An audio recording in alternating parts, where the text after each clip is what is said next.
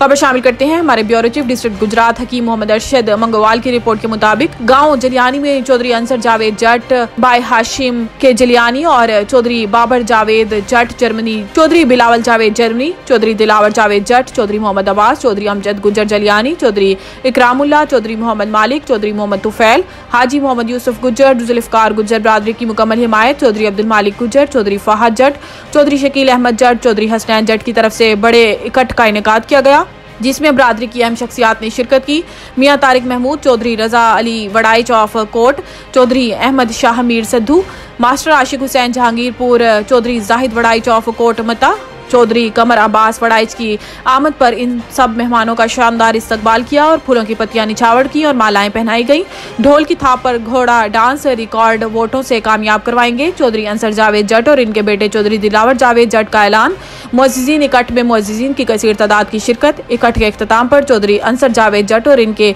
बेटों ने चौधरी दिलावर जट, चौधरी बाबर जावेद जट और मुकीम जर्मन ने आने वाले तमाम मुअज्जिज़ मेहमानों का शुक्रिया अदा किया।